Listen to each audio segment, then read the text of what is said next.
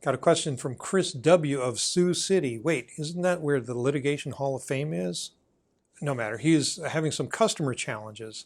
This may belong on the Q&A playlist actually, but it's germane to software projects, so here we go. Greetings, I'm Dr. Will. Welcome to Dr. Will's Software Project Leadership channel, where we focus on building real software to solve real problems. Chris writes, we have a customer who seems to be working overtime to screw up. They're having another contractor build a new system that does something that our system already does.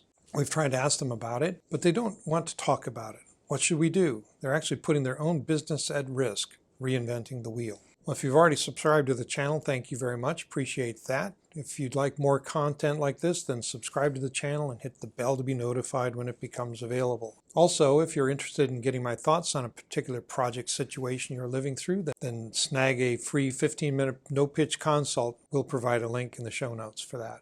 When you've been in the contracting and consulting business long enough, you will have seen many forms of dysfunctional behavior, including self-destructive chasing after mirages. When the mirage is being sold to them by a competitor, especially one is clearly bidding to win, then those warnings are going to look a lot like feathering your own nest. They may seem self-serving even if your primary concern is for your customer. Without knowing all the details, it sounds similar to a situation we experienced years ago. One of our customers decided that their system would be better positioned in the market if they constructed a back-end agnostic tier that their field systems could hit instead of hitting the back-end directly. Note that we were supporting a vendor's two-tier system at the time, so there's some rationale for doing that. Knowing the system well, we put together a realistic bid for what they wanted. The number looked a bit high, but we figured there would be a negotiation process, so we stuck with a conservative estimate. A competitor underbid us, and did so by so much that the customer declined to even negotiate with us. We had said it would take 18 to 22 months to complete. The competitor said they'd have it done in 6 months at a fraction of the cost. Cutting to the chase, 3 years later, the system still wasn't complete. Our estimate was far more accurate. Theirs was far more attractive. Attractive like the song of the sirens of ancient myth. As Mike Greenberg writes, the sirens who lured Greek ships toward the rocks to wreck them represented the danger of straying too close to rocky shorelines. The temptation to stay close to an unfamiliar shore could lead to the death by drowning or on a desolate island, far from any hope of salvation. So what to do? It is situation dependent, of course. General advice will always sound like aphorisms, and I can't be specific about your particular case without, well, the particulars of your case. We tried to tell our customer that the competitor was seriously underscoping the effort, but the customer said that the estimated cost was so incredibly better than ours, they just couldn't pass it up.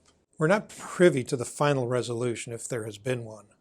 We can imagine that they negotiated a firm fixed-price contract, because that's the way they were, and that the contractor was hoping for a change in scope. Any change in scope. A change in scope would force a renegotiation of the contract. No change in scope ever happened to the best of our knowledge, and the competitor may have decided to cut their losses and just not complete the work. This happens in real life, by the way. And remind me to tell them about an incident involving IBM and the United States Air Force sometime later. So no, the customer's not always right, but they are always the final word unless you interrupt them with, I quit. But then they aren't your customer anymore. Sometimes the grass is so much greener on the other side that there's nothing you can say or do without creating a serious, perhaps existential risk to your own business that will make a difference. Best you can do is speak the truth as forcefully and articulately as possible.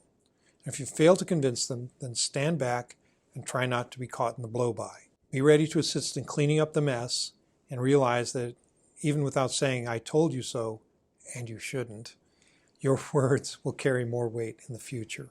This channel is dedicated to helping software projects succeed, not just in the short term, but in the long. So if you'd like more content like this, then subscribe and hit the bell below to be notified when new content becomes available. Also, if you have any questions, complaints, concerns, issues, whatever, put them in a comment, and I'll be happy to answer them or address them at a later date. And remember, if you're interested in specific help to your specific situation, then see the show notes for a link to a specific schedule for a free 15-minute conversation. That's it for me, for you for now. Hope you have a great day and a great week ahead. You be careful out there. I'll be seeing you. Bye.